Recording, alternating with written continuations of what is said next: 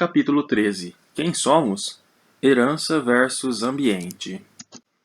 Quando era garoto, embora não comentasse com ninguém, eu me preocupava com o meu legado irlandês, o lado materno da família. Minha ambição era ser o garoto mais esperto da classe. Mas então, me deparava com toda sorte de piadas sobre a insuficiência intelectual dos irlandeses. Alguém chegou a me dizer que, outrora, havia cartazes de procuram-se empregados, que incluíam a advertência: irlandeses não precisam se candidatar. Eu ainda não tinha condições de compreender que esse tipo de discriminação talvez tivesse a ver com algo mais do que uma mera avaliação honesta das aptidões dos irlandeses. Sabia apenas que, embora possuísse muitos genes irlandeses, não havia nenhum sinal de que eu fosse mais estúpido que a média. Por isso, imaginei que o intelecto irlandês e as deficiências pelas quais era conhecido deveriam ter sido moldados pelo ambiente da Irlanda, não pelos genes. A culpa era do ambiente, não da herança. Agora que conheço um pouco melhor a história irlandesa, vejo que minhas conclusões juvenis não estavam assim tão longe da verdade. Os irlandeses não são nem um pouco idiotas, ainda que os britânicos certamente tenham se esforçado em torná-los assim. A conquista da Irlanda por Oliver Cromwell foi, sem dúvida, um dos episódios mais brutais da história.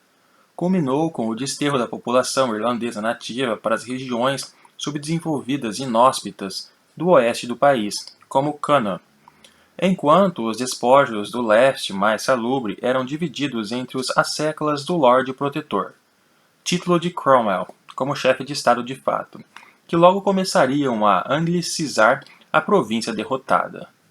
Com a chegada de protestantes, que acreditavam que as heresias do catolicismo eram um bilhete sem volta para a perdição, Cromwell proclamou, em 1654, que os irlandeses podiam escolher entre ir para o inferno ou ir para Connaught. Na época, talvez não fosse claro o que era pior. Julgando que o catolicismo era a causa-mor do problema irlandês, os britânicos tomaram medidas draconianas para suprimir a religião e, com ela, a cultura e a identidade nacional irlandesa, ou, pelo menos, é o que pretendiam. O período subsequente da história irlandesa foi, portanto, caracterizado por uma forma de apartheid tão severo e infame quanto o praticado na África do Sul. A principal diferença sendo a base da discriminação, religião, em vez da cor da pele. Um dos principais alvos das leis penais promulgadas para prevenir o crescimento posterior do papismo foi a educação. Um regimento de 1709 continha a seguinte cláusula: toda pessoa da religião papista que lecionar publicamente em escola ou educar em casa particular jovens para o aprendizado, ou for assistente ou auxiliar de algum mestre e escola protestante, será processada.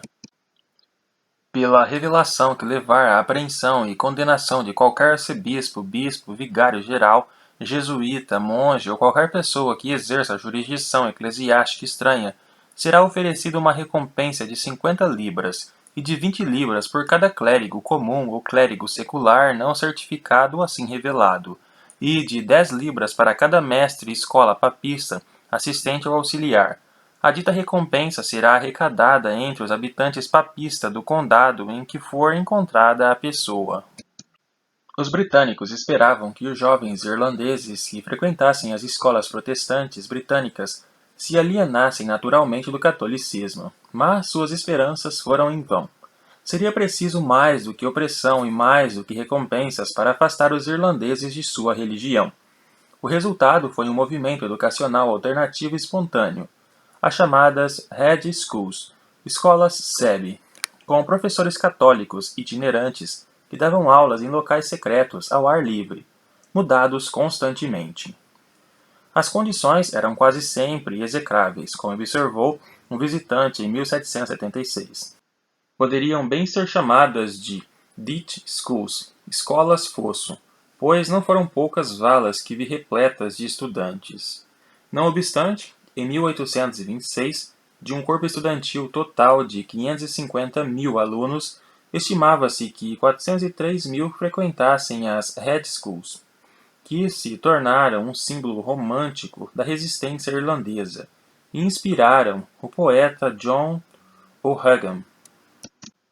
Agachados ainda sob a sebe protetora, ou estendidos entre samambaias numa encosta, o mestre e seus pupilos, transgredindo, reuniram-se para aprender. No entanto, embora os britânicos não tenham atingido a meta de impor a conversão religiosa e a despeito dos esforços heróicos dos professores das Red Schools, houve um grave prejuízo à qualidade da educação de várias gerações de irlandeses. O arquétipo resultante, o irlandês burro, seria mais corretamente identificado como o irlandês ignorante, um legado direto das diretrizes anticatólicas de Cromwell e seus sucessores. Seja como for, as minhas conclusões de garoto não se mostraram tão disparatadas. A chamada maldição dos irlandeses foi, na realidade, um resultado de atos sociais, a criação de um certo ambiente de oportunidades educacionais inferiores, e não da herança, genes irlandeses. Hoje, é claro, ninguém, nem mesmo o inglês mais intolerante e preconceituoso, pode afirmar que os irlandeses não são tão espertos quanto os demais povos. O moderno sistema educacional da Irlanda conseguiu, mais do que desfazer os danos da época das Red Schools, e atualmente a população irlandesa é uma das mais bem instruídas do planeta. Minhas ponderações juvenis sobre a questão, embora absurdamente desinformadas, tiveram o mérito de me ensinar uma valiosíssima lição. O perigo de supor que os genes são responsáveis pelas diferenças que constatamos entre indivíduos ou grupos. Podemos cometer um erro crasso se não tivermos certeza absoluta de que fatores socioambientais não desempenharam o papel mais decisivo. Essa tendência a preferir explicações socioambientais às fundamentadas na herança serviu a um propósito social útil de reparar gerações e gerações de intolerância.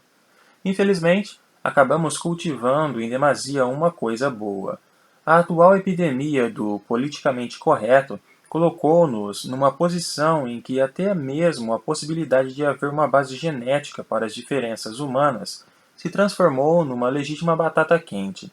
Existe hoje uma resistência forte, essencialmente desonesta, em se admitir que nossos genes possam desempenhar um importante papel na definição do que distingue o indivíduo do outro.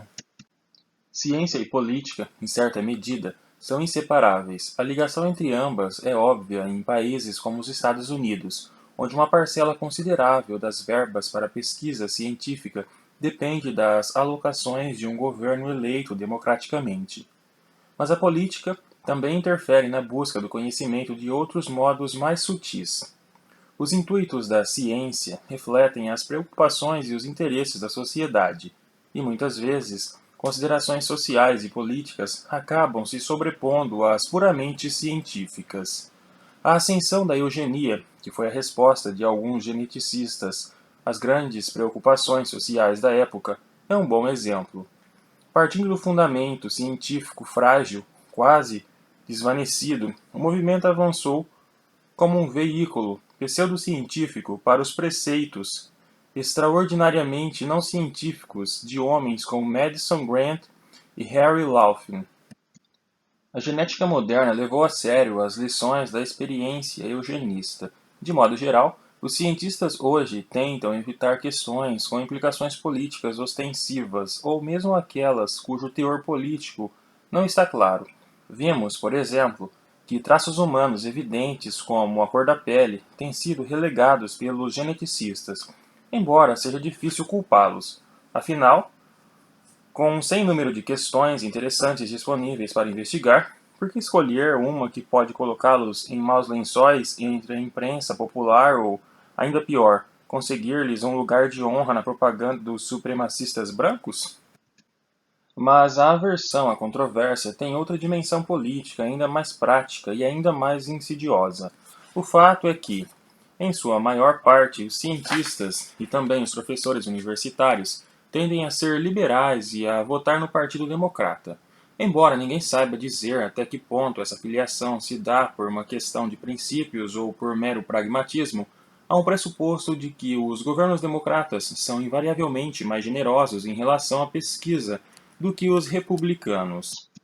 Ora, A maioria dos cientistas tendo-se agregado à extremidade liberal do espectro político, mas vendo-se imersa num clima de intolerância com verdades que não se conformam à ideologia, hoje se esquiva de pesquisas que poderiam lhe revelar tais verdades.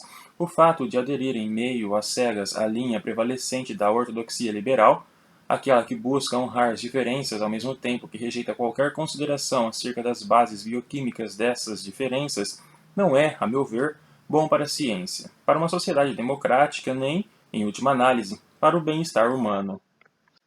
O conhecimento, mesmo aquele que nos perturba, é certamente preferível à ignorância, por mais ditosa que esta possa parecer no momento. Infelizmente, o que costuma acontecer é que variados pruridos políticos favorecem a ignorância e a segurança aparente que ela confere. É melhor não se aprofundar na genética da cor da pele, raciocina o medo dissimulado, para evitar que tais informações sejam apropriadas de algum modo por chauvinistas cheios de ódio que se opõem ao bom convívio entre as raças. Entretanto, esse mesmo conhecimento genético pode ter uma utilidade vital para pessoas como eu, cuja tez, escócio e irlandesa, se torna vulnerável ao câncer de pele em qualquer clima mais ensolarado que o de Tipperary ou da ilha Skye, terra natal de meus antepassados maternos.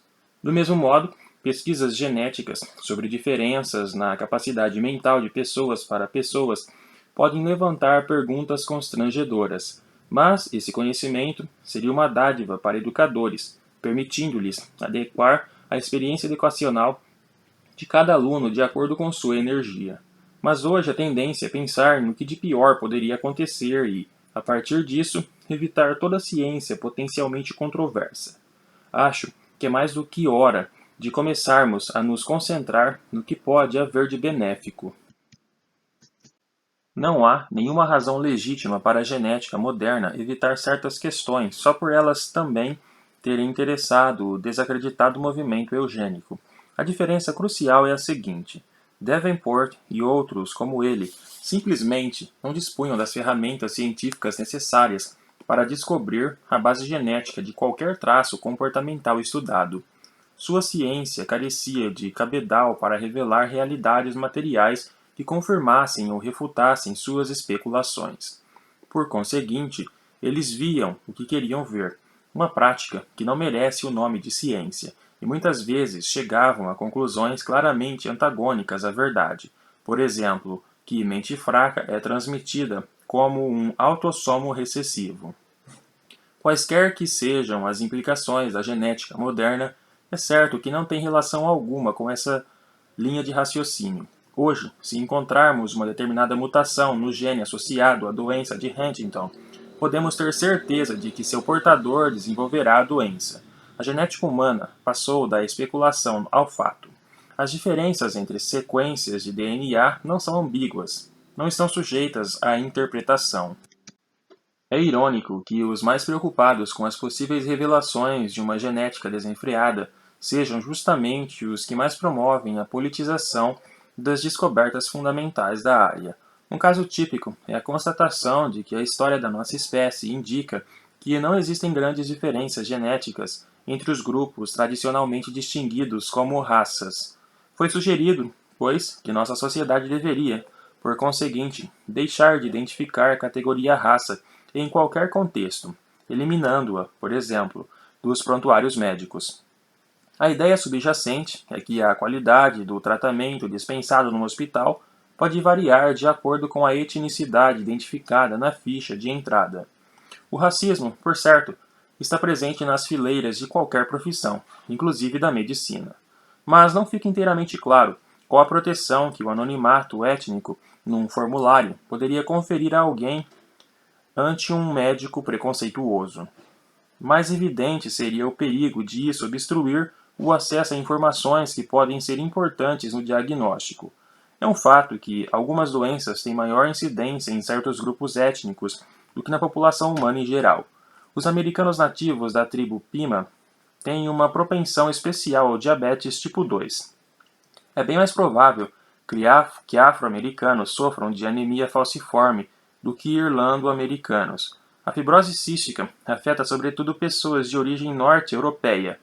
A doença de Tay-Sachs é muito mais comum entre os judeus asquenazes do que em outros. Isso não é fascismo, racismo ou a intrusão indesejável do grande irmão.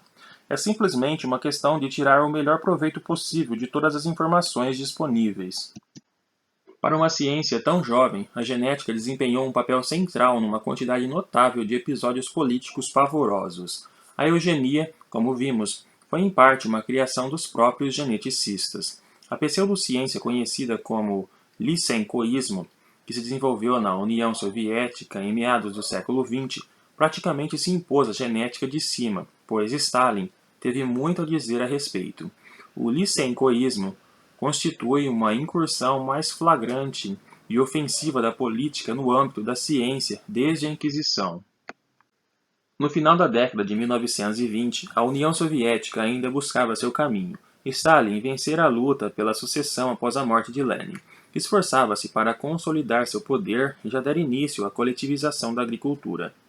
No obscuro posto de pesquisas agrícolas no longínquo Azerbaijão, um camponês inculto, mas ambicioso, estava começando a se tornar conhecido. Trofim Denisovich Lysenko, o 1898-1976, originário da Ucrânia. Parecia uma escolha improvável para supervisionar a revolução agrícola de Stalin. Semi-analfabeto, trabalhava como técnico no Centro Experimental de Reprodução Vegetal Ordis-Ronikidze, em Gandzha, quando, em 1927, foi resgatado da obscuridade por um jornalista do Pravda, que, talvez sem ideia para uma boa matéria, se inspirou na imagem de Lysenko. Ali estava um professor de pés descalços, resolvendo problemas agrícolas para que o camponês turco local possa atravessar o inverno sem estremecer, pensando no futuro.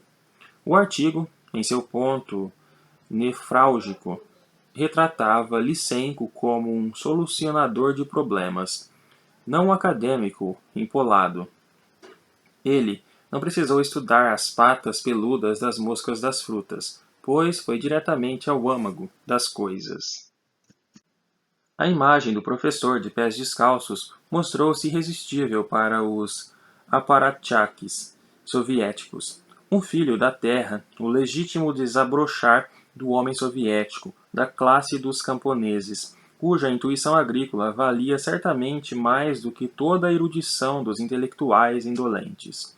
Ávido por não desapontar Lysenko, logo tirou proveito de sua recém-conquistada proeminência, propondo que o trigo invernal fosse vernalizado. O trigo invernal é normalmente plantado no outono e atravessa o inverno como broto. Com isso, uma parte da safra se perde, mas o restante está pronto para ser colhido na primavera. Lysenko sugeriu que, por meio da vernalização, seria possível enganar as sementes para que só germinassem na primavera, bastando apenas refrigerá-las e molhá-las, com o benefício adicional de uma colheita mais abundante. A demonstração experimental definitiva do método foi efetuada por ninguém menos que o próprio pai de Lysenko, em seus campos. De fato, o rendimento foi cerca de 3 vezes superior ao do trigo convencional não vernalizado plantado na mesma região. Na realidade, a vernalização não foi criada por Lysenko. Não sabemos onde ele resgatou a ideia, mas o procedimento já existia no mínimo desde o século anterior, sendo mencionada na literatura agrícola de Ohio na década de 1850, por exemplo.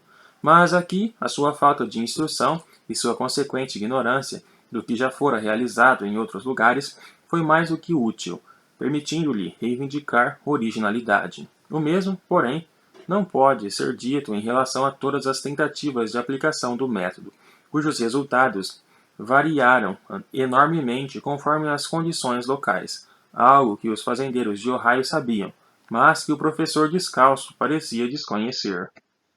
2 anos depois, após fracassos sucessivos, Lysenko deixou de lado a vernalização do trigo de inverno e pôs-se a defender a vernalização do trigo de primavera, uma manobra digna da mais aguda sátira soviética, visto que vernal, que significa primaveril, diz respeito à estação em que, obviamente, o trigo de primavera é plantado. Mais tarde, sua política trigueira sofreu outra reviravolta e Lysenko pôs-se a exaltar as vantagens de aquecer em vez de resfriar as sementes antes do plantio. A vernalização do trigo foi apenas uma das muitas panaceias agrícolas que Lysenko sugeriu, mas ilustra bem a sua estratégia geral. Um total desprezo por conhecimentos especializados e a recusa em realizar testes regulares e rigorosos. Em essência, qualquer ideia que lhe agradasse intuitivamente era boa o suficiente para ser implementada.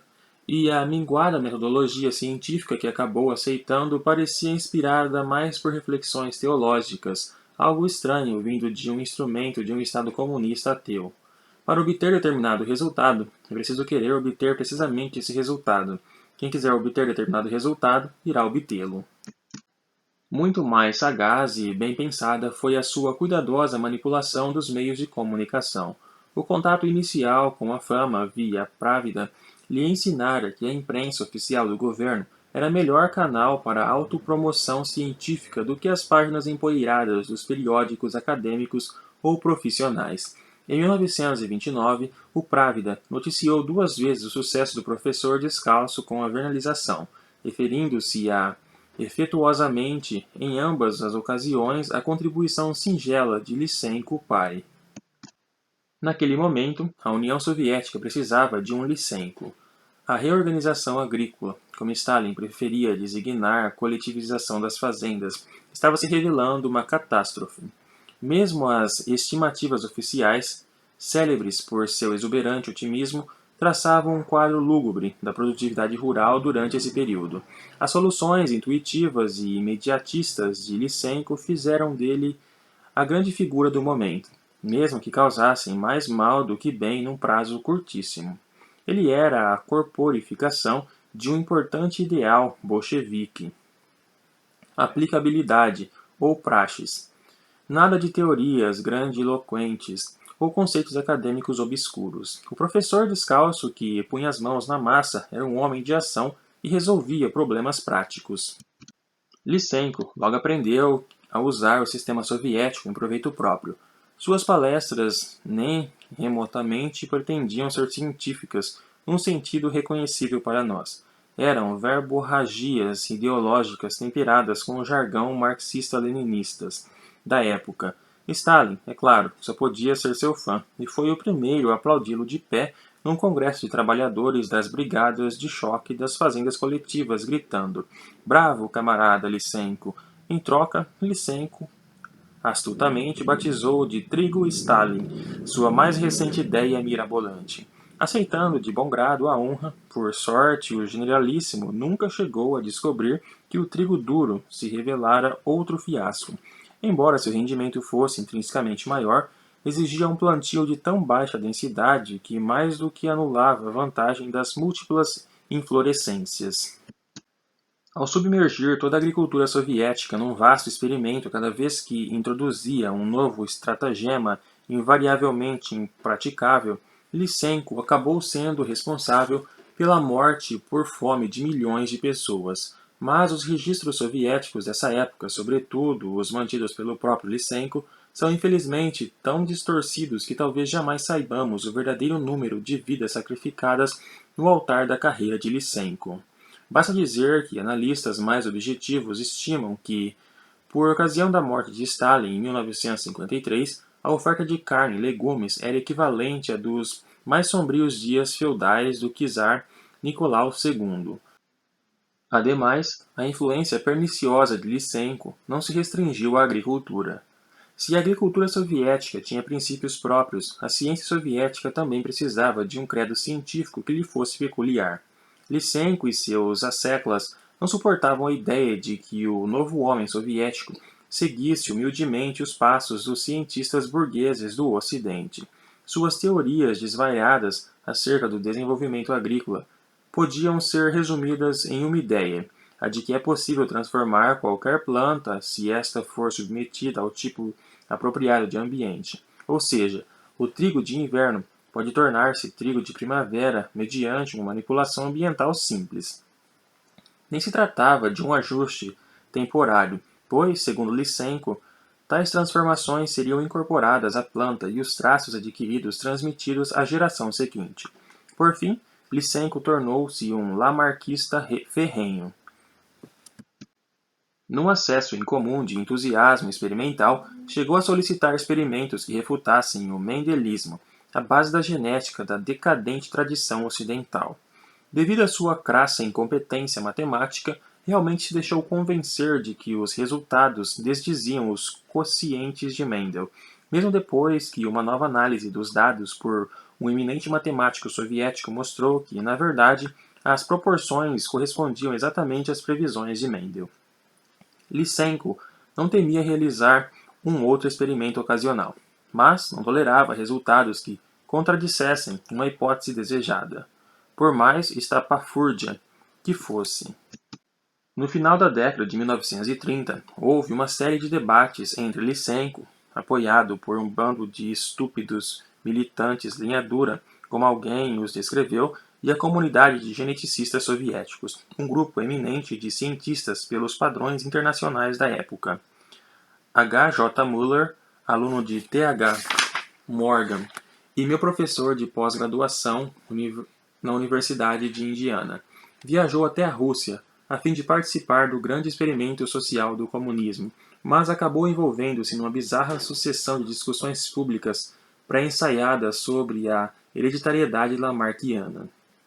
Era a época dos expurgos stalinistas, quando as verdades políticas tinham mais peso do que as científicas. Em que medida Lysenko participou diretamente da repressão, o eufemismo soviético favorito de expurgo, aos geneticistas que se manifestaram contra ele é algo impossível de saber com segurança, mas permanece o fato de que grande parte da oposição às suas ideias lamarckianas simplesmente desaparecera no final da década, a despeito de quem tenha dado as ordens. Alguns poucos geneticistas defenderam heroicamente suas posições, fazendo críticas públicas a Lysenko. Muller precisou fugir para sair do país com vida. O decano da genética soviética e um ardoroso patriota, Nikolai Vavilov, foi encarcerado em 1940 e acabou morrendo de inanição na prisão. Em 1948, decretou-se oficialmente o fim do debate. O mendelismo estava banido e o lysenkoísmo triunfara. Uma situação absurda e trágica, particularmente se considerarmos que isso aconteceu 4 anos depois do experimento pioneiro de Avery, mostrando que o DNA era o fator transformador mendeliano. Alguns anos depois, a reação lysenkoísta à descoberta da dupla hélice foi caracteristicamente obscurantista. Diz respeito à duplicação, mas não à divisão de uma coisa única em seus opostos, ou seja, trata-se de repetição amplificada, mas não de desenvolvimento. Não faço a mínima ideia do que isso quer dizer, mas parece-me coerente em seu despautério com outros escritos de Lysenko sobre hereditariedade. Em nossa concepção, o organismo inteiro consiste apenas no corpo comum que todos conhecem. Não há em um organismo nenhuma substância especial à parte desse corpo comum.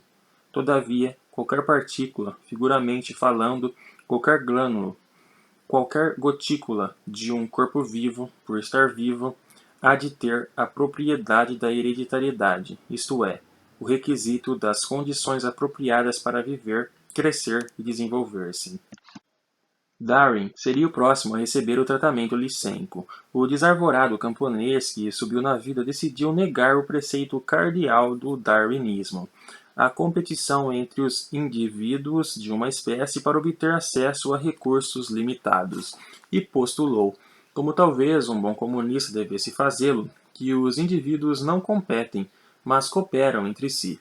E foi além, combinando antimendelianismo e antidarwinismo numa bizarra teoria unificada da origem das espécies. Uma vez que os organismos são moldados pelo meio ambiente, deveria ser possível, sob condições ambientais propícias, transformar qualquer espécie em qualquer outra espécie.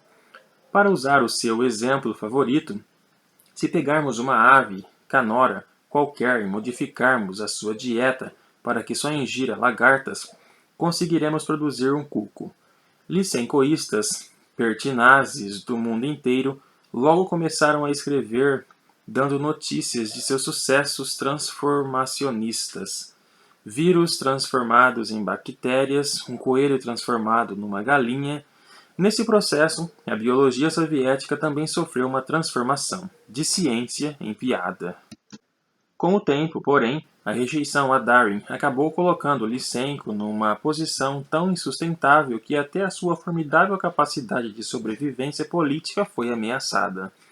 Os últimos anos de Stalin viram o surgimento do grande plano stalinista para a transformação da natureza, que, em parte, implicava plantar muitas árvores para proteger as estepes dos atrozes ventos do leste, moderando o clima como um todo.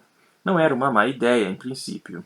Mas, como se poderia esperar, Lysenko tinha noções próprias sobre a melhor maneira de plantar árvores. Segundo ele, se as sementes fossem plantadas em pequenos aglomerados, as mudas que brotassem não iriam competir entre si por luz solar e nutrientes, mas sim cooperar para o bem da comunidade.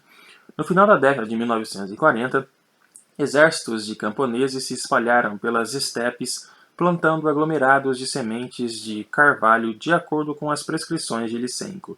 O resultado? Intensa competição entre as novas mudas, que enfraqueceu todos os membros de cada aglomerado. Em 1956, somente 4% de todos os carvalhos plantados estavam viçosos. Não mais do que 15% haviam conseguido sobreviver. O Ministério da Agricultura, por fim, retirou seu endosso do método de plantio de Lysenko, mas só depois que cerca de 1 bilhão de rublos haviam sido desperdiçados. Foi um revés monumental. Tão sólida, porém, era a autoridade de Lysenko, e tão repletas de seus protegidos estavam as fileiras da biologia soviética que somente em 1964 o Kremlin resolveu dar um basta definitivo. O professor descalço ainda conseguira convencer o sucessor de Stalin de que era o homem capaz de criar o milagre agrícola soviético. De fato, quando Khrushchev foi retirado ignominiosamente do posto pelo Soviete Supremo e substituído por Brezhnev, correram boatos de que um dos principais motivos dessa intervenção fora a frustração generalizada diante da confiança que Khrushchev continuara depositando no camarada Lysenko. O professor descalço acabou falecendo em 1976. Sua família solicitou que seu corpo fosse enterrado no cemitério nacional russo mais prestigioso, no convento Nonodievich. O pedido foi negado.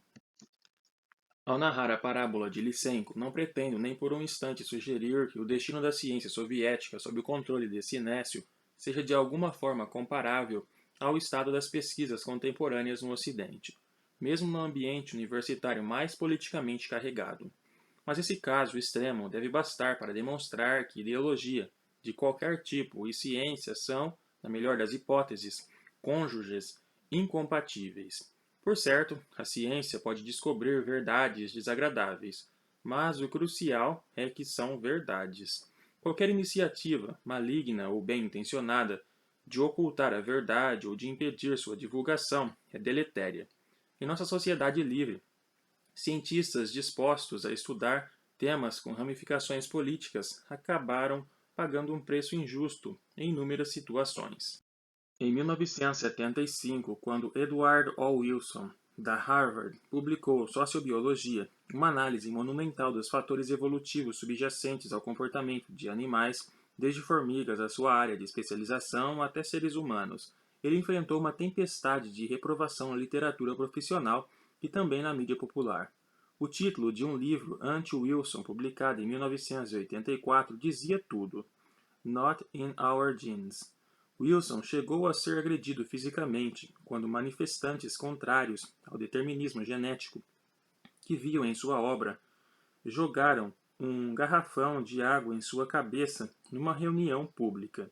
Do mesmo modo, Robert Plomin, cuja obra sobre a genética da inteligência humana está mencionada mais adiante, julgou a Academia Americana tão hostil que resolveu deixar a Universidade da Pensilvânia e mudar-se para a Inglaterra. Há um inevitável florescimento de paixões quando a ciência ameaça perturbar ou redefinir nossos pressupostos acerca da sociedade humana ou as concepções que temos a nosso próprio respeito, nossa identidade de espécie, nossa identidade individual. Não há pergunta mais radical que esta: será que sou o que sou devido a uma sequência de AS, TS, GS e CS herdada de meus pais, ou as experiências que vivenciei desde que o espermatozoide de meu pai e o óvulo de minha mãe se fundiram muitos anos atrás? Francis Galton, o pai da eugenia, foi o primeiro a formular a questão em termos de herança versus ambiente, cujas implicações se espraiam por áreas menos filosóficas e mais práticas. Será que todos os estudantes de matemática nascem iguais, por exemplo?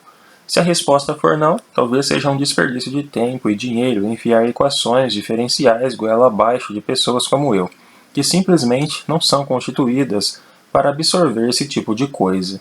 Numa sociedade construída sobre um ideal igualitário, a noção de que todos os homens não nascem iguais é anátema para muitos. Não só o que está em jogo é bastante grave, como as questões em si são difíceis de resolver.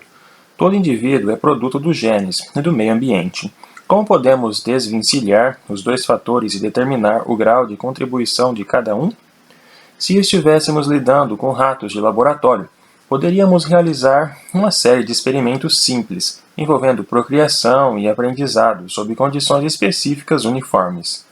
Felizmente, porém, os seres humanos não são ratos, de modo que esses dados esclarecedores são difíceis de obter.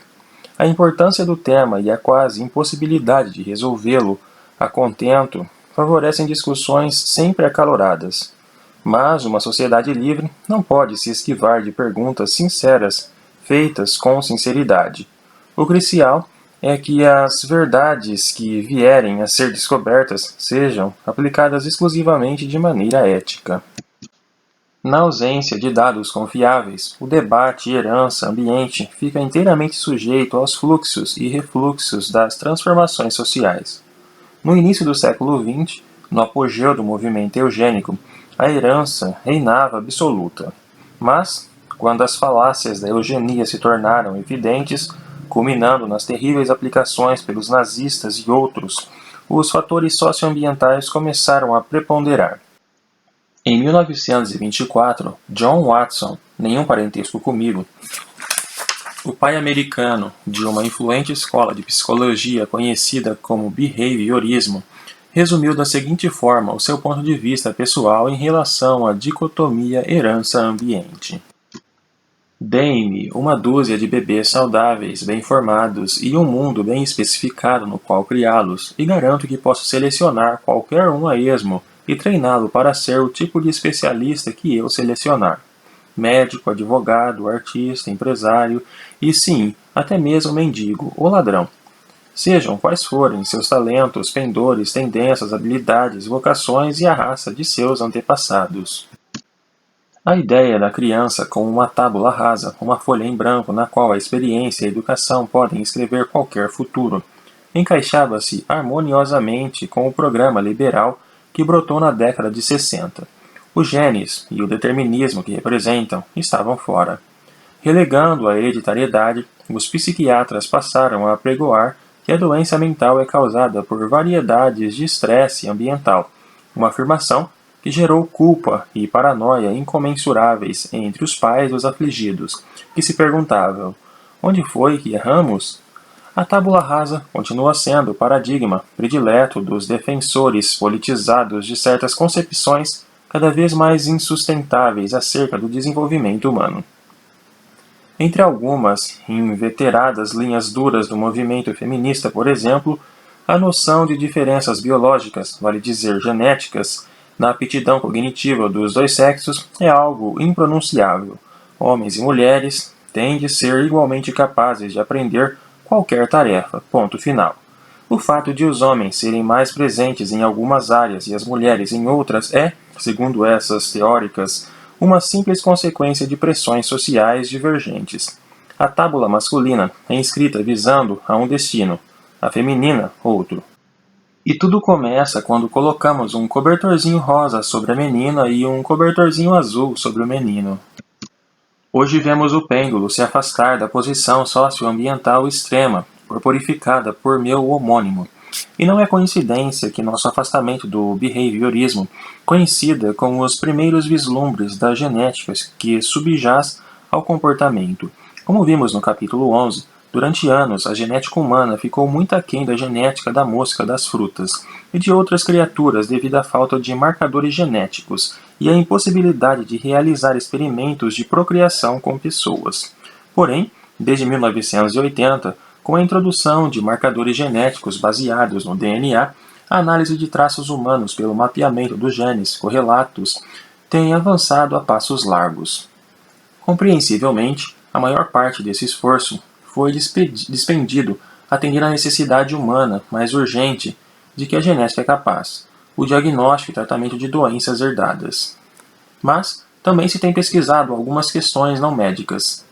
Robert Plomin, por exemplo, recorreu a essa abordagem para caçar os genes que afetam o QI, aproveitando ao máximo o encontro de crianças superdotadas dos Estados Unidos inteiros, que se realiza todos os anos em Iowa.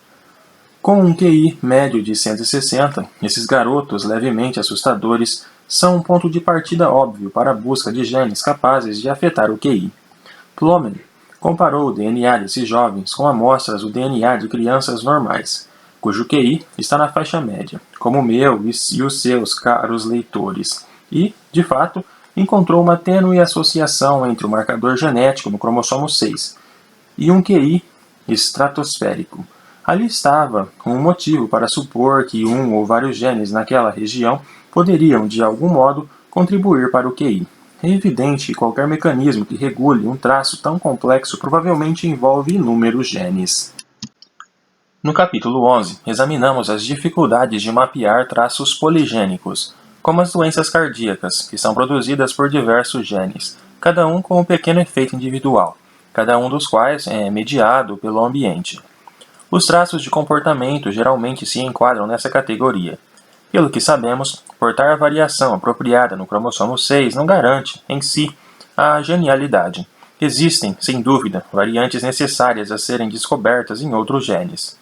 Por outro lado, mesmo uma sólida base genética pode acabar em nada se o indivíduo não for criado num ambiente em que aprender e raciocinar tenham primazia sobre assistir a programas infantis.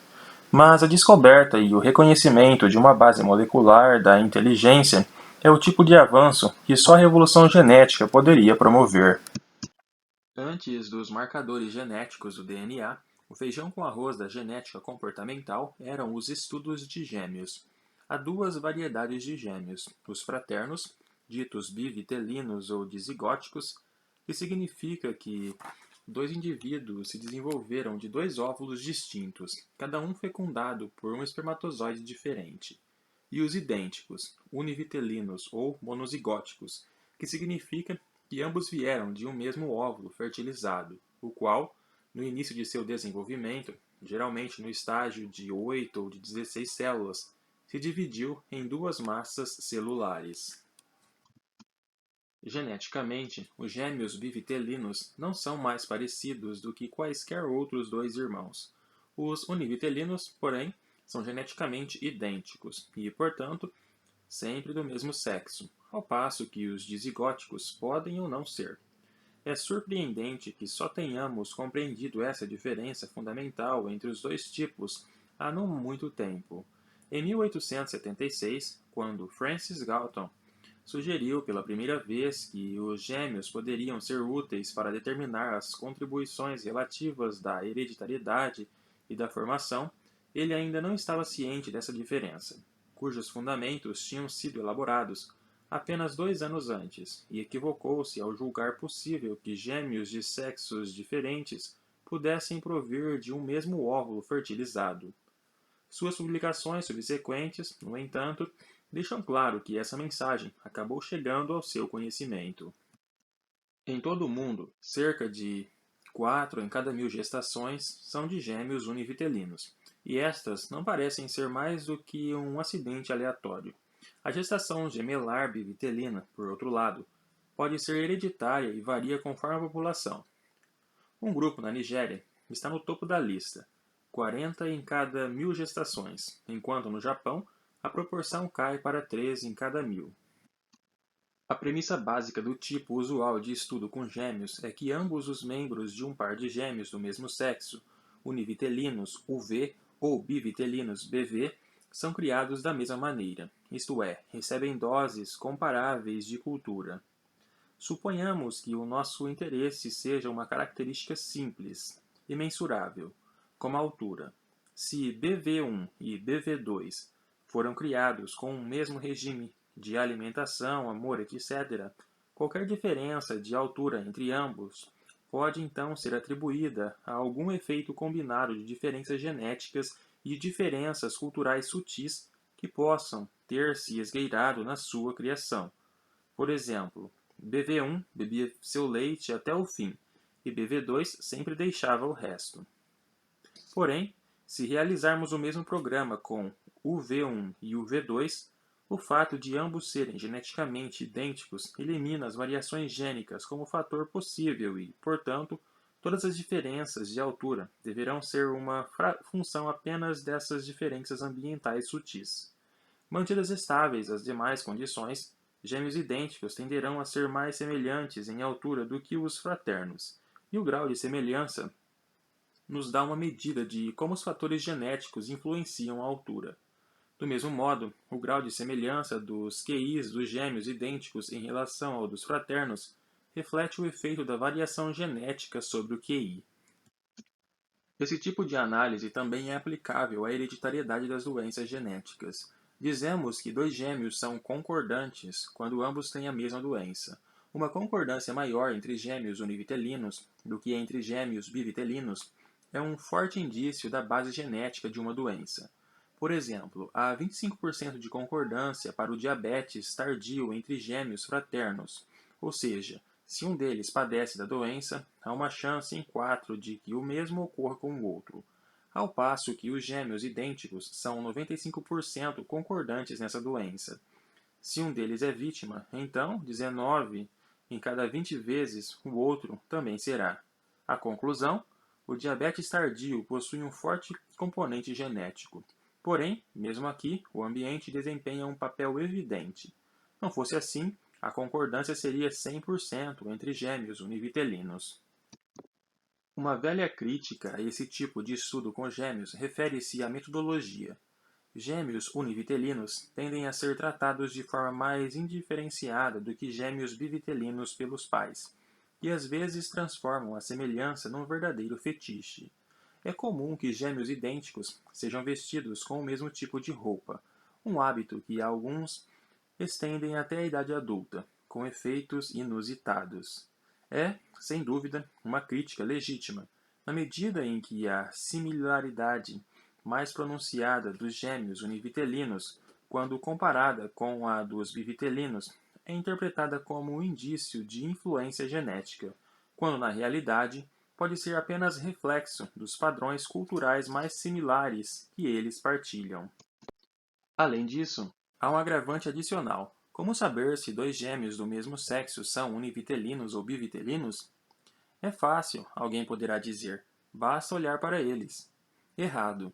Num número pequeno, mas significativo de casos, os pais tomam gêmeos fraternos por idênticos e, portanto, tendem a aplicar a eles a velha rotina da supersimilaridade de costumes.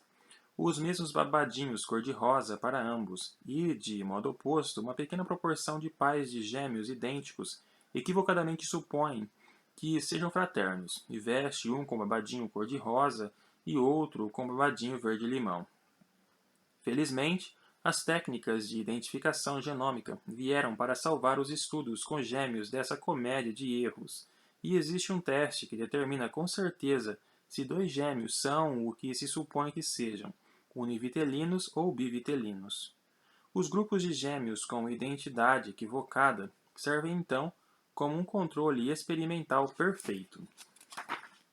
Por exemplo, diferenças de altura entre gêmeos fraternos não podem ser atribuídas a diferenças culturais se os pais os criaram como gêmeos idênticos.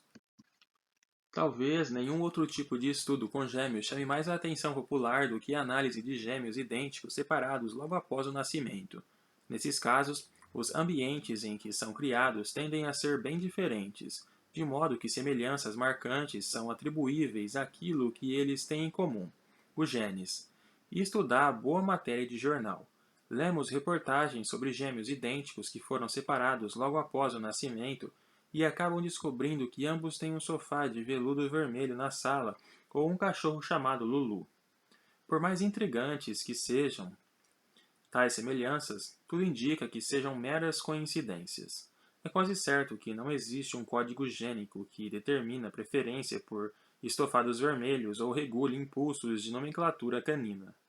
Em termos estatísticos, uma lista de 1000 atributos, marca e modelo de carro, programa de televisão favorita, etc., de quaisquer duas pessoas, é inevitável encontrar várias coincidências. E nas reportagens sobre gêmeos, são esses atributos que viram notícia, geralmente em matérias do tipo acredite se quiser. Meu coautor e eu dirigimos caminhonetes Volvo e apreciamos um ou dois coquetéis, mas, por certo, não somos aparentados. Populares ou não, os estudos com gêmeos têm uma história de altos e baixos. Parte da má reputação provém da controvérsia em torno do Sir Cyril Burt, o ilustre psicólogo britânico que tanto fez para promover o uso de gêmeos em estudos sobre os aspectos genéticos do QI. Depois que faleceu em 1971, um exame detalhado da sua obra revelou que parte dela era fraudulenta. Alegou-se que Sir Cyril não se esquivava de investigar alguns gêmeos, aqui e ali, se precisasse aumentar o universo de suas amostragens. A veracidade dessas acusações ainda é discutida, mas uma coisa é inegável. O caso lançou uma sombra de desconfiança, não só sobre os estudos com gêmeos, mas também sobre todas as tentativas de compreender o fundamento genético da inteligência. Na realidade, a combinação do caso Burt e da hipersensibilidade política diante do tema fez secar as verbas para pesquisas, praticamente paralisando-as. Se não houver dinheiro, não há pesquisa. Tom Bouchard, da Universidade de Minnesota, um respeitado cientista cujo gigantesco estudo de 1990 sobre gêmeos criados longe um do outro, redefiniu esse tipo de pesquisa. Enfrentou tantas dificuldades para obter financiamento que se viu forçado a pedir ajuda a uma organização de extrema-direita, que apoia a genética comportamental a fim de promover sua própria plataforma política questionável. Fundada em 1937, o Pioneer Fund inclui, entre seus primeiros luminares, Henry Laughlin, o geneticista especializado em galinhas que encontramos no capítulo 1 e que, ao dirigir sua atenção para os seres humanos, passou a integrar a vanguarda do racismo científico americano.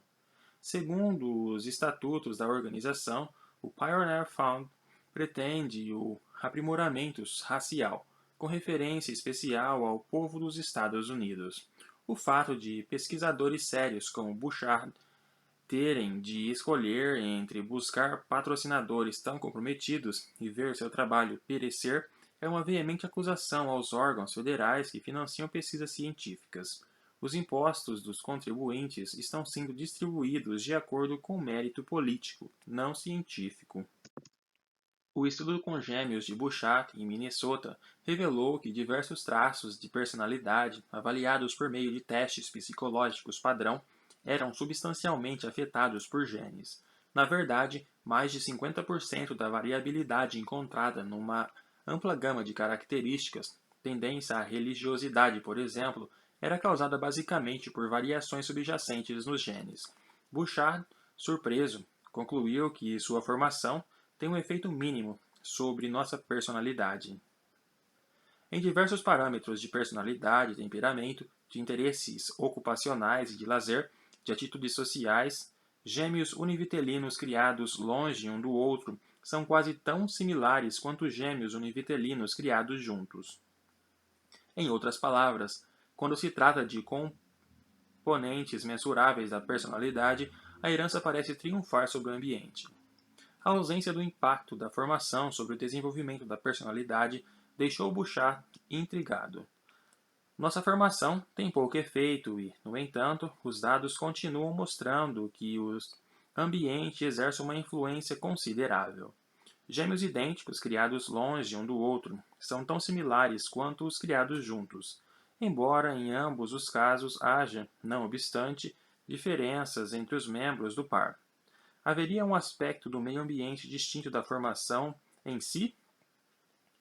Sugeriu-se que variações na experiência pré-natal, na vida do feto dentro do útero, talvez sejam importantes, pois até mesmo diferenças pequenas nesses estágios incipientes, quando, afinal, o cérebro ainda está se desenvolvendo, podem ter um impacto significativo sobre a pessoa que iremos nos tornar. Até gêmeos univitelinos podem vivenciar contextos uterinos muito diferentes, graças aos caprichos da natureza na implantação, a fixação do óvulo fecundado na parede do útero e na formação da placenta. A ideia popular de que todos os gêmeos idênticos compartilham uma mesma placenta e, portanto, têm um ambiente uterino semelhante é errada. 25% dos gêmeos univitelinos são gestados em placentas distintas, e estudos mostram que esses gêmeos diferem mais entre si do que aqueles que compartilham a mesma placenta. O elefante na sala de estar de todos os estudos com gêmeos é a genética da inteligência. Em que medida nossa sagacidade mental é determinada pelos genes? A experiência cotidiana é suficiente para provar que há muita variação por aí. Quando eu lecionava na Harvard, vi de perto um padrão mais do que familiar. Em cada população, existem alguns que, de fato, não são nada brilhantes. Alguns que são incrivelmente espertos e uma vasta maioria que está no meio termo. O fato de o cenário dessas observações empíricas ser Harvard, onde a população já foi pré-selecionada segundo o viés da inteligência, não faz diferença. As mesmas proporções persistem em qualquer grupo.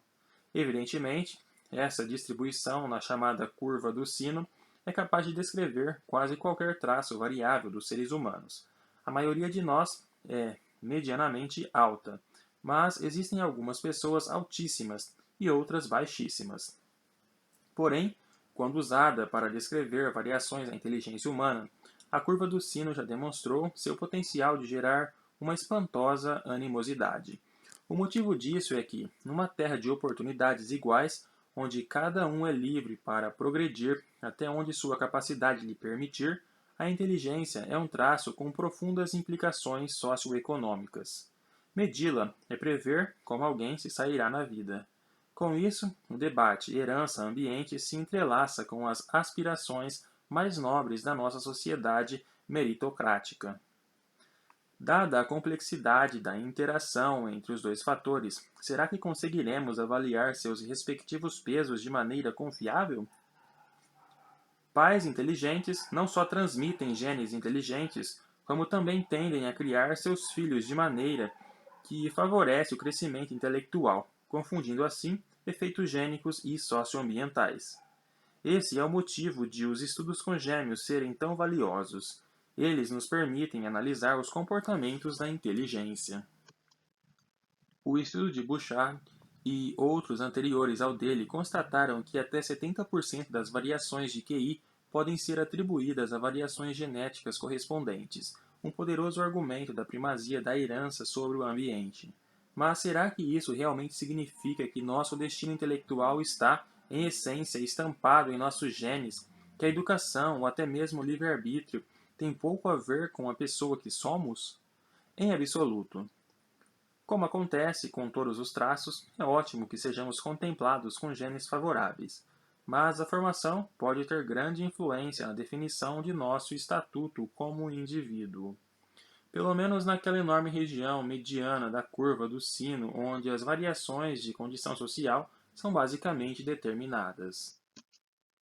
Vejamos o caso de um grupo no Japão, os Buraku, descendentes dos japoneses que, por costume feudal, eram outrora condenados a realizar as tarefas impuras da sociedade, como matar animais.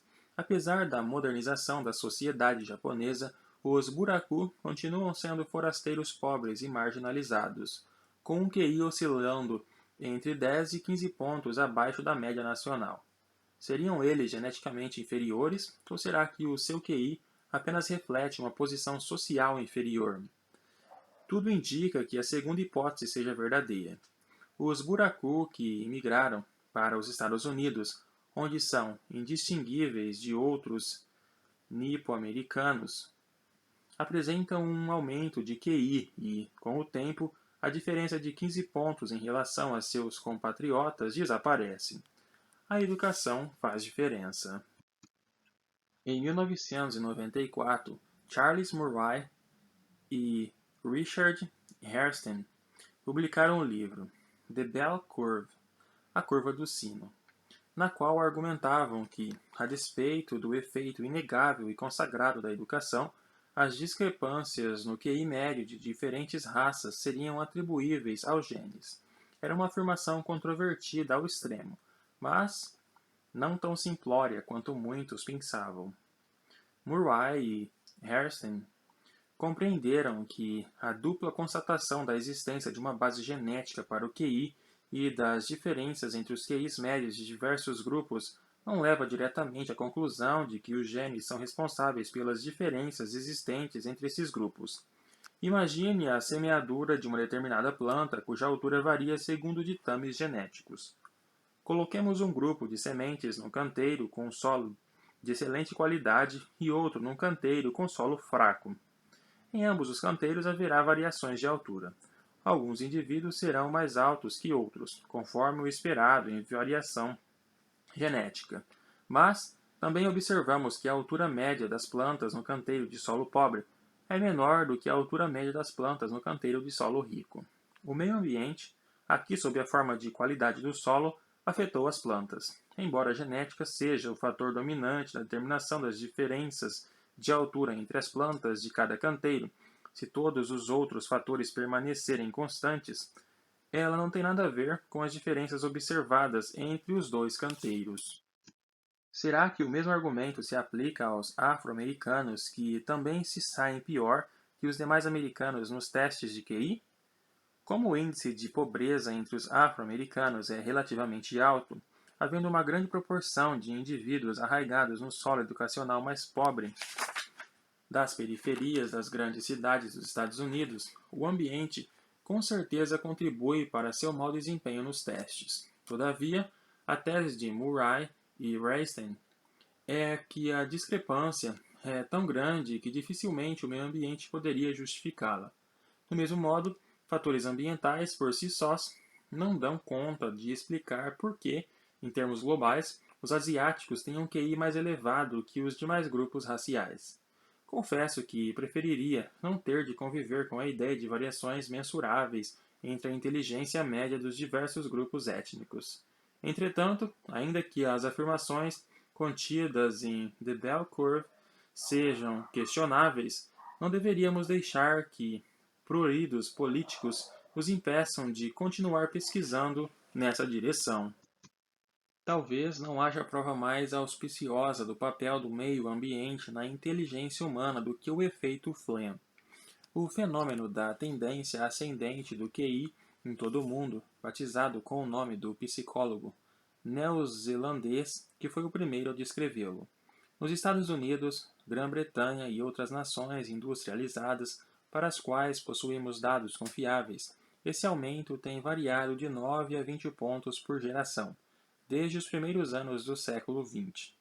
Considerando o que conhecemos dos processos evolutivos, de uma coisa podemos ter certeza: não está havendo uma modificação genética em massa da população global. Logo, essas mudanças precisam ser reconhecidas basicamente como fruto da melhoria dos padrões gerais de educação, saúde e nutrição.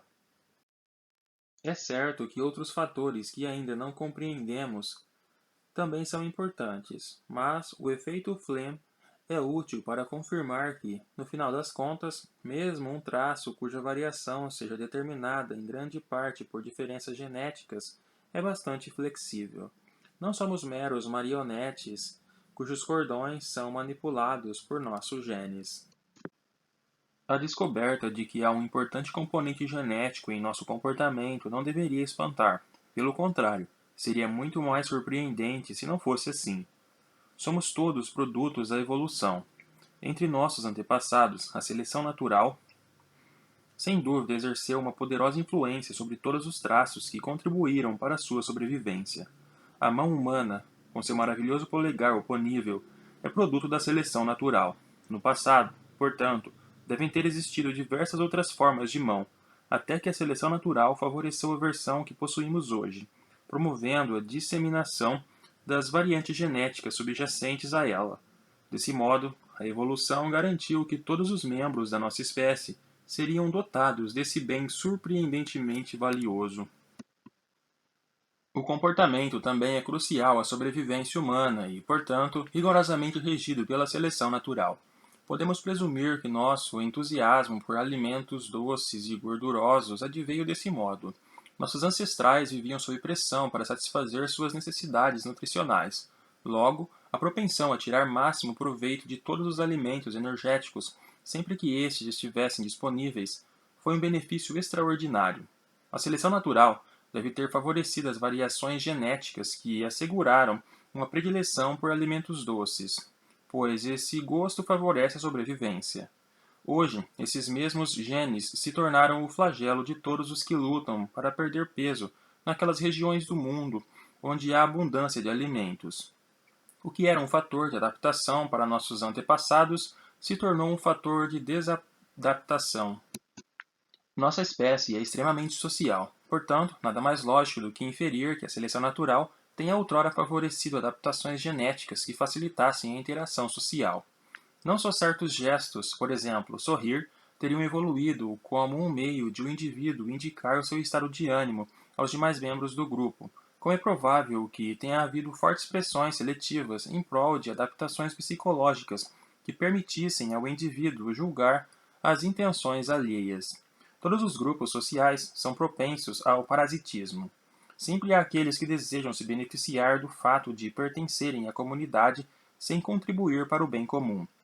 A capacidade de detectar esses bicões é vital para o sucesso de uma dinâmica social cooperativa. E, embora não nos reunamos mais em grupos pequenos ao redor da fogueira para assar o jantar comunal, o dom de pressentir o estado de espírito e as motivações alheias pode, não obstante, provir dessas primeiras fases de nosso desenvolvimento como espécie social.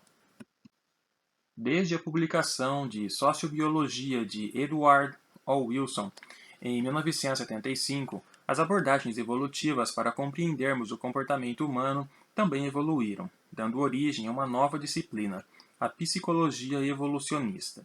Nesse campo, buscam-se denominadores comuns em nosso comportamento, ou seja, a natureza humana, a saber, aquelas características que todos nós compartilhamos, desde um montanhês da Nova Guiné até uma dama parisiense, os quais tentamos compreender, traço a traço, em termos das possíveis vantagens adaptativas proporcionadas por cada um no passado. Algumas correlações desse gênero são simples e relativamente incontroversas. O reflexo de agarrar dos recém-nascidos, por exemplo, que conseguem usar as mãos e os pés para suspender o peso total do corpo, é presumivelmente um legado da época em que a capacidade de prender-se a uma mãe hirsuta era importante para a sobrevivência das crianças. Mas a psicologia evolucionista não restringe seu escopo a faculdades tão mundanas. Será que a representação relativamente pequena de mulheres nas ciências matemáticas é um fato cultural universal? Ou será que éons da evolução selecionaram os cérebros masculinos e femininos para propósitos diferentes? É possível entender, em termos estritamente darwinistas, a tendência de homens mais velhos se casarem com mulheres mais jovens? Como um adolescente irá produzir mais filhos do que uma mulher de 35 anos de idade, será que esses homens estão sucumbindo ao poder de um instrumental evolutivo que exorta cada um a maximizar sua prole? Do mesmo modo, será que mulheres mais jovens buscam homens ricos de idade porque no passado a seleção natural favoreceu essa preferência, um macho poderoso com recursos abundantes? Por ora, qualquer resposta a essas perguntas será mera conjectura, mas, à medida que formos descobrindo mais sobre os genes subjacentes ao comportamento, Estou certo de que a psicologia evolucionista migrará da sua posição atual no limiar da antropologia para o cerne dessa disciplina. Por enquanto, o poder dos genes de afetar o comportamento fica mais evidente em outras espécies, cuja natureza podemos de fato manipular recorrendo a alguns truques genéticos. Um dos truques mais antigos e mais eficazes é a seleção artificial, que os fazendeiros usam há muito tempo para aumentar a produção de leite das vacas ou a quantidade de lã dos carneiros. Mas as aplicações do método não se restringiram a traços agrícolas valiosos como estes. Os cães provêm dos lobos, possivelmente de indivíduos lupinos que perambulavam pelas povoações humanas em busca de sombras e de alimentos, prestando uma oportuna ajuda na eliminação de lixo. Acredita-se que começaram a fazer jus ao título de melhor amigo do homem há cerca de 10 mil anos, o que teria coincidido com a origem da agricultura. No breve intervalo de tempo desde então, a diversidade anatômica e comportamental promovida pelos criadores de cães chega a espantar. Exposições de cães são verdadeiras celebrações do poder dos genes. Em cada raça é para todos os efeitos uma linhagem gênica isolada, um fotograma congelado no espetacular longa-metragem da diversidade genética canina. As diferenças morfológicas são, por certo, as mais marcantes e divertidas de considerar. A bola fofa, que é o pequinês, o enorme e felpudo Mastiff inglês, que chega a pesar quase 150 quilos, o salsichíssimo Basset, o bulldog de cara achatada, mas são as diferenças comportamentais que eu acho mais impressionantes. É claro que nem todos os cães de uma mesma raça têm o mesmo comportamento ou a mesma aparência, mas, em geral, os indivíduos de cada uma têm muito mais em comum entre si do que com espécimes de outras raças. O labrador é ágil e afetuoso. O galgo é crispado e irrequieto. O cão-pastor escocês irá pacentar qualquer objeto disponível se não houver um rebanho de carneiros por perto. O pitbull, como as reportagens policiais às vezes nos relembram, são a materialização canina da agressividade. Alguns comportamentos caninos são tão estranhados que se tornaram estereótipos. Basta pensar na elegante posição de apontar dos pointers. Não se trata de um truque bobo que se ensina a um animal de estimação, mas um componente da constituição genética da raça. A despeito dessa diversidade, todos os cães modernos continuam sendo membros da mesma espécie, o que significa que, em princípio, até o mais desassemelhante casal é capaz de ter filhotes, como demonstrou em 1972 o impávido Basset, que cruzou com uma enorme dinamarquesa adormecida. 13 Bassets dinamarqueses foram gerados. Embora a base da maioria dos comportamentos seja certamente poligênica, afetada por diversos genes, algumas manipulações gênicas simples em camundongos revelaram que a modificação de um único gene pode ter um grande efeito comportamental. Em 1999, o neurologista de Princeton, Joy Tsam, usou técnicas sofisticadas de DNA recombinante para criar um camundongo inteligente, dotado de cópias adicionais de um gene que produz a proteína que atua como receptora de sinais químicos no sistema nervoso. O roedor transgênico de Tsam saiu-se melhor do que os camundongos normais numa bateria de testes de aprendizagem e memória. Por exemplo, era mais competente em decifrar labirintos e em reter esses conhecimentos. Tsam deu a essa linhagem de camundongo o nome de Dudi, em homenagem ao jovem estudante de medicina do programa de TV Dudi Hauser, MD. Em 2002, na Harvard, Catherine Dulac descobriu que, se suprimisse um gene do seu camundongo experimental, conseguiria modificar o processamento das informações químicas contidas nos feromônios, os odores que os camundongos usam para se comunicar. Camundongos machos normais tendem a atacar outros machos quando tentam se acasalar com as fêmeas, mas os machos alterados de Dulac não conseguiam distinguir entre machos e fêmeas e tentavam cruzar com qualquer camundongo que encontrassem pela frente. Até o comportamento materno dos camundongos mostrou-se sujeito a manipulações específicas ao sexo de um único gene. As fêmeas cuidam instintivamente de seus filhotes, mas Jennifer Brown e Mike Greenberg, da Faculdade de Medicina de Harvard, descobriram uma maneira de dar um curto-circuito nesse instinto inato, desativando a função de um gene chamado FOSB. Os camundongos fêmeas alterados, embora normais à primeira vista, ignoram por completo seus filhotes. Os roedores nos proporcionaram um vislumbre da base mecanicista daquilo que, em seres humanos, chamamos amor, e que nos roedores recebe a designação menos romântica de acasalamento.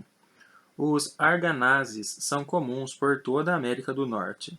Embora todos pareçam iguais, diferentes espécies têm modos de vida radicalmente diferentes.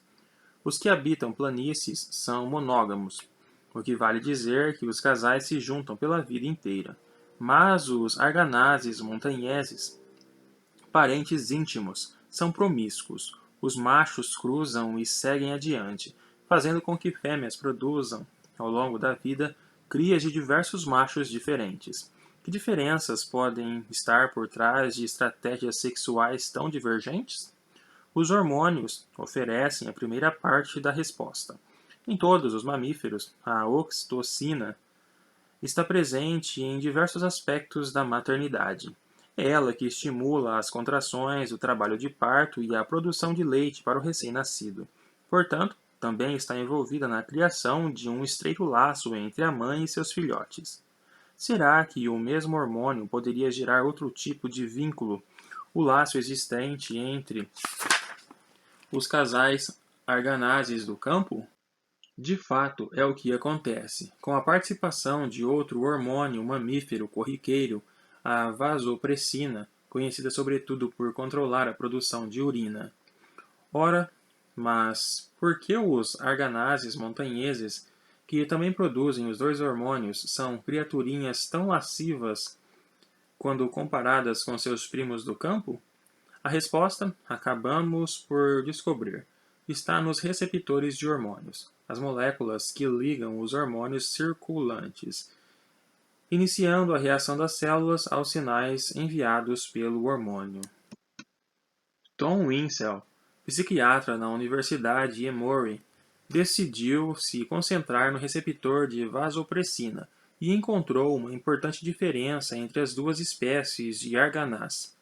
Não no gene do receptor em si, mas numa região adjacente do DNA que determina quando e onde o gene é ativado. Como resultado, existe uma grande diferença na distribuição dos receptores de vasopressina entre o cérebro do arganaz do campo e o do arganaz montanhês.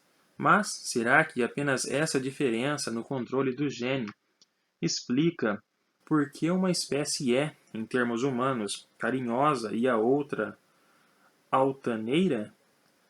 Aparentemente, sim.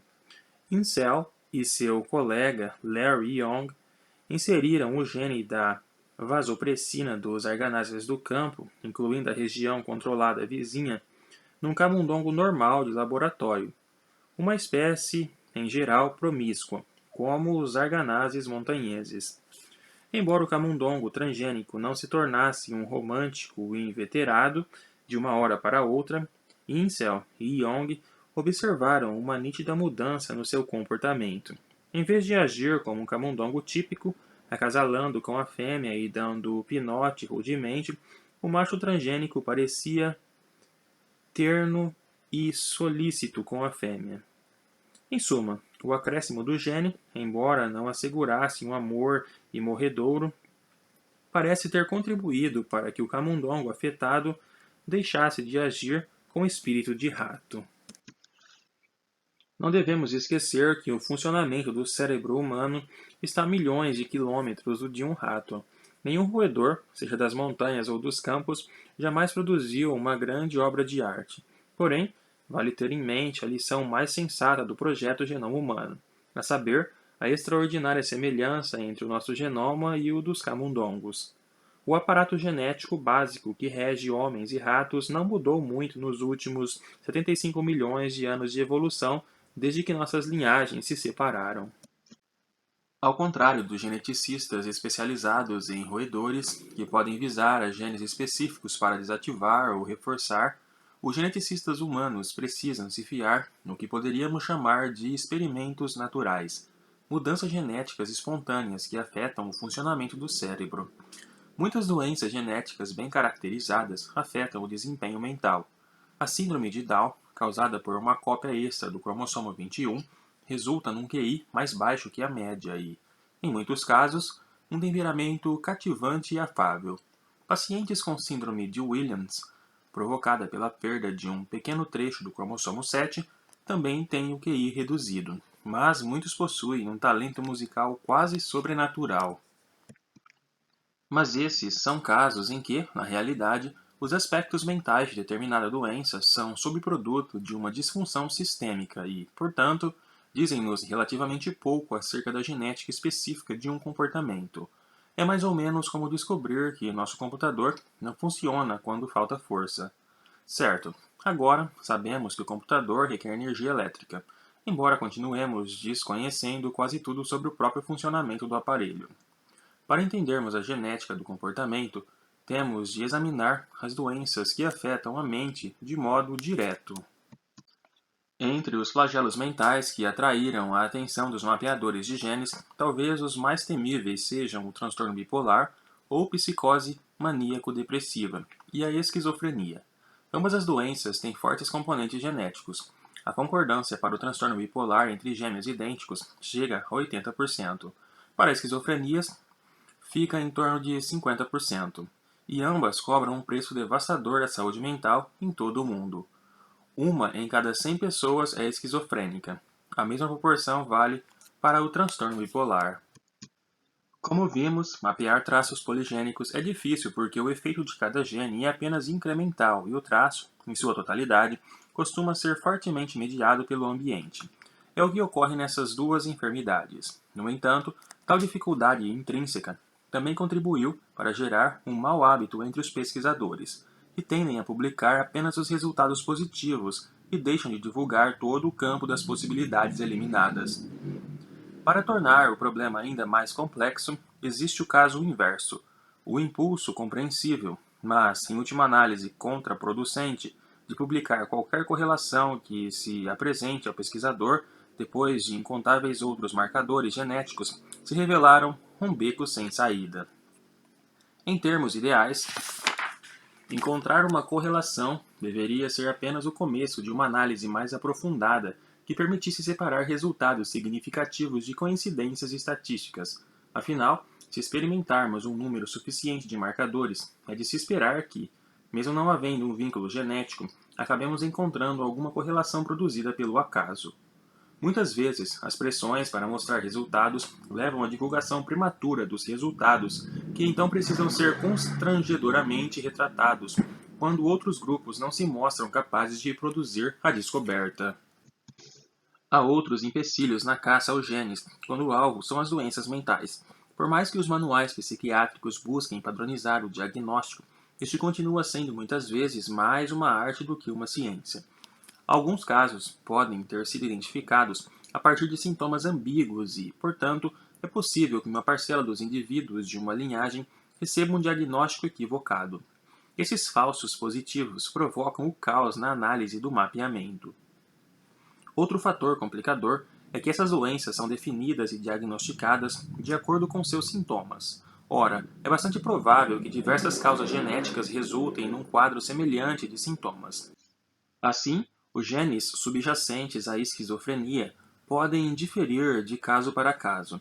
Mesmo diferenças aparentemente nítidas entre síndromes podem se mostrar confusas quando vistas pelo microscópio da genética. Sabemos desde 1957 que o transtorno bipolar e o transtorno unipolar, a condição caracterizada apenas por depressão, são síndromes geneticamente distintas, embora, só para confundir, existe uma certa sobreposição gênica entre ambas. A depressão unipolar é muito mais comum entre parentes de pacientes com transtorno bipolar do que na população em geral. Em parte por esses motivos, os agentes genéticos culpados pelas doenças mentais ainda permanecem bastante esquivos. Um estudo recente revelou que 12 cromossomos, metade do total, talvez contenham genes que favoreçam a esquizofrenia. O mesmo se dá no transtorno bipolar, no qual genes de 10 cromossomos parecem estar implicados. Uma descoberta interessante é que de fato parece haver uma certa sobreposição entre as regiões gênicas identificadas em estudos de mapeamentos distintos das duas doenças. Assim, talvez haja alguns genes responsáveis pela organização e pela estrutura geral de nosso cérebro. O mau funcionamento desses genes seria então a causa dos episódios de delírio ou alucinação comuns ao transtorno bipolar e à esquizofrenia. A história dessas pesquisas é repleta de grandes esperanças que deram em nada. Um estudo identifica uma forte correlação numa linhagem, mas pesquisas subsequentes não conseguem generalizar o resultado em outras populações. Foi o que aconteceu em 1987 com o célebre estudo do transtorno bipolar entre os Amish. Uma promissora conexão com o cromossomo 11 redundou em nada em estudos posteriores. Neil Rich e David Boosten, dois geneticistas de Stanford, articularam essas decepções de modo eloquente. Em nenhuma área, a dificuldade de mapear os genes da doença foi mais frustrante do que no campo da genética psiquiátrica. O caso da psicose maníaco-depressiva, transtorno bipolar, é típico. De fato, pode-se afirmar que a história recente dos estudos de vínculos genéticos dessa doença só encontra paralelo no curso da doença em si. Como uma montanha russa, a euforia de descobertas de vínculos é substituída pela disforia da não reprodução em outras populações. Assim, tem sido a existência de muitos profissionais de genética psiquiátrica e também de seus observadores interessados. Mesmo reconhecendo tais dificuldades, sinto-me bastante esperançoso de estarmos ingressando numa era da análise genética que logo deixará para trás esse irritante jogo de esconde-esconde dos genes. Duas inovações são a chave desse avanço. Primeiro, a abordagem do gene candidato. Agora que, afinal, dispomos da sequência completa do genoma humano e de um entendimento funcional rudimentar de muitos genes, podemos dirigir nossa busca com uma precisão antes impossível, concentrando-nos nos genes com função relacionadas a determinadas doenças. No caso do transtorno bipolar, por exemplo, uma afecção aparentemente ligada a falhas no mecanismo pelo qual o cérebro regula a concentração de certos neurotransmissores químicos, como a serotonina e a dopamina, podemos decidir nos concentrar nos genes que produzem neurotransmissores ou seus receptores. Uma vez escolhido o gene candidato, simplesmente comparamos a sequência desse gene em indivíduos afetados e não afetados pela doença, determinando assim se uma variante estaria ou não correlacionada com a enfermidade. Em 2002, a equipe de Eric Lander, no Instituto Whitehead do MIT, estudou 76 genes candidatos do transtorno bipolar. Somente um, o gene que codifica o fator de crescimento neural específico do cérebro, o agente neuroquímico tido como um possível tratamento para o mal de Lou Gehrig, apresentou correlação com a doença. Mas, mesmo um único gene, se verdadeiramente relevante, pode ser muito valioso.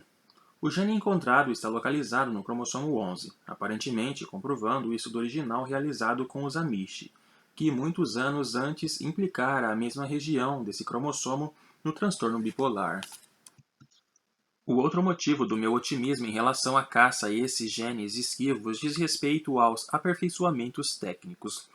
Para detectarmos o efeito sutil de determinado gene, precisamos de análises estatísticas ultrassensíveis, as quais, por sua vez, exigem enormes quantidades de dados.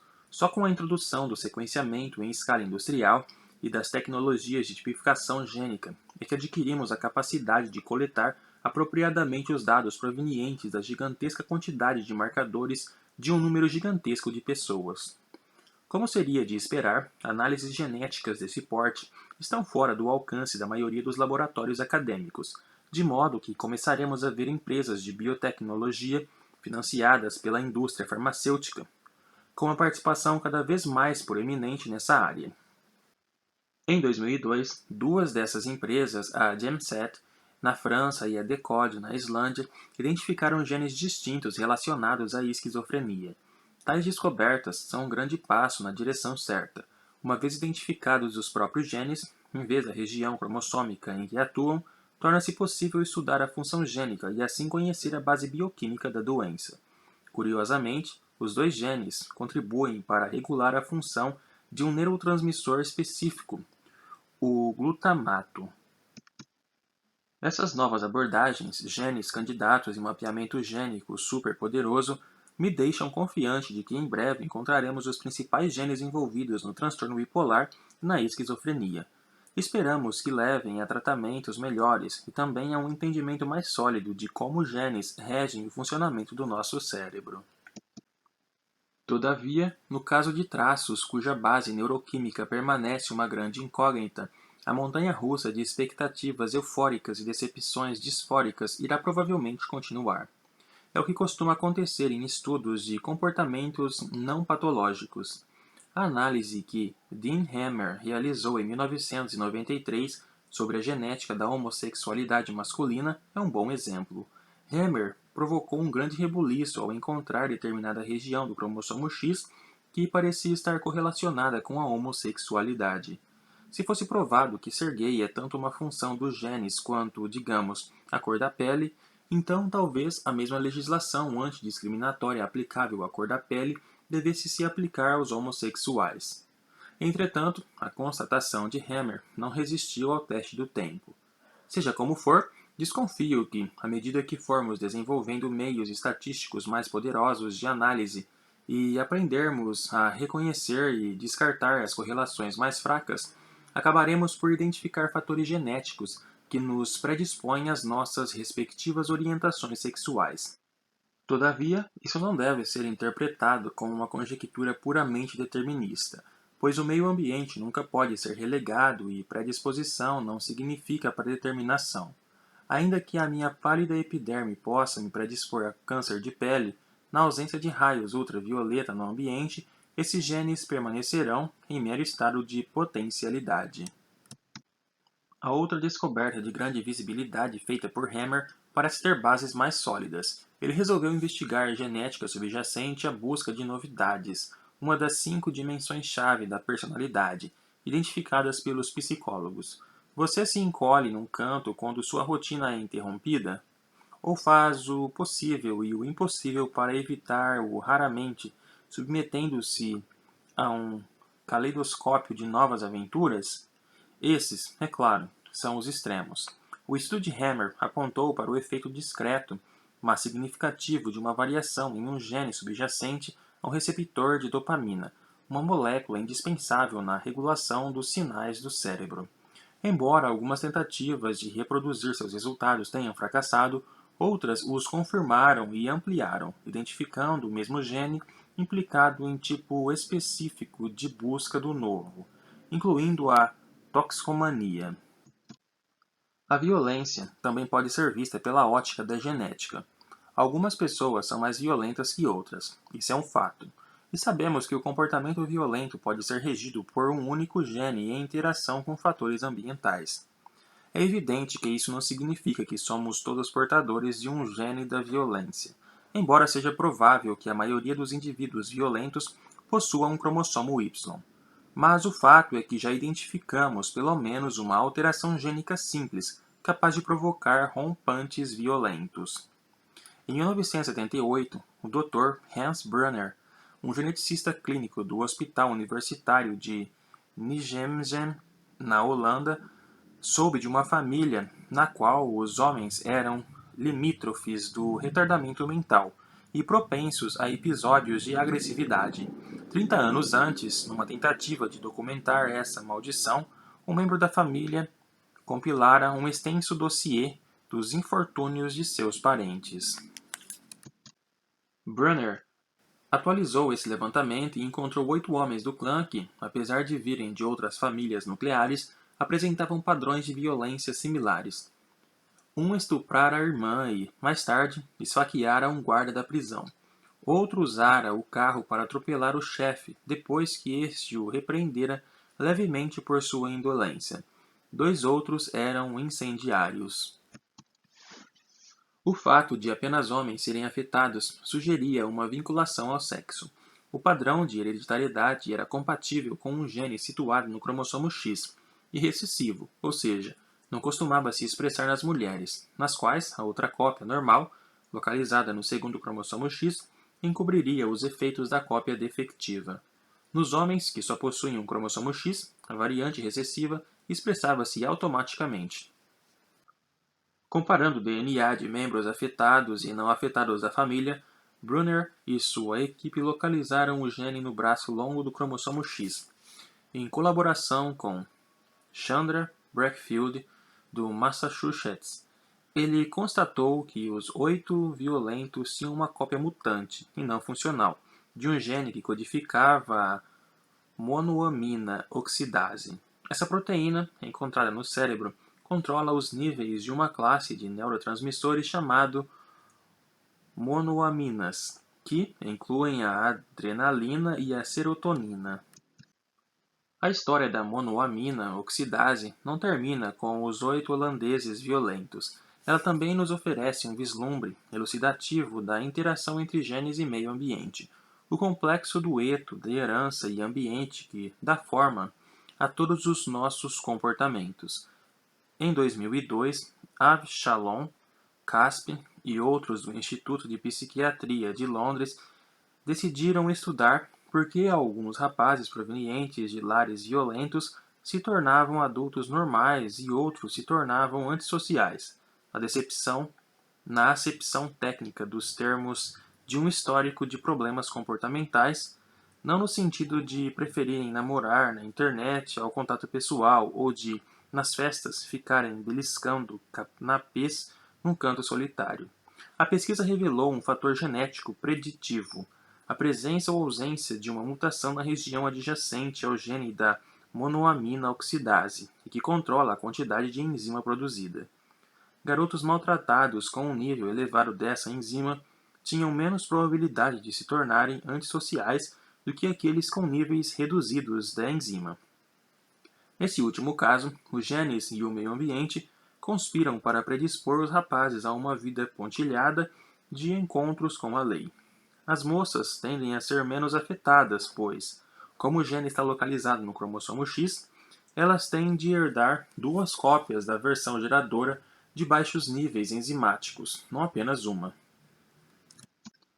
Mas aquelas que possuem 2 cópias mutantes do gene tendem a apresentar o mesmo comportamento antissocial que os rapazes afetados, embora, também aqui, seja nos rapazes, seja nas moças, a relação causal não chegue nem de longe a 100%.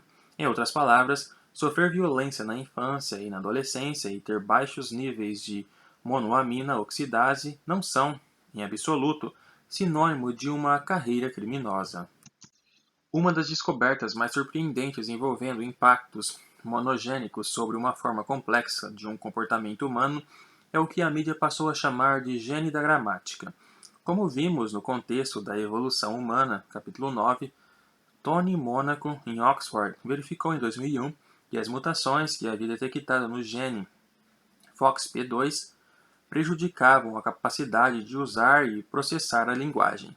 Não só as pessoas afetadas tinham dificuldades em se expressar, como acabavam paralisadas por raciocínios gramaticais elementares com os quais crianças de 4 anos de idade não têm problema algum.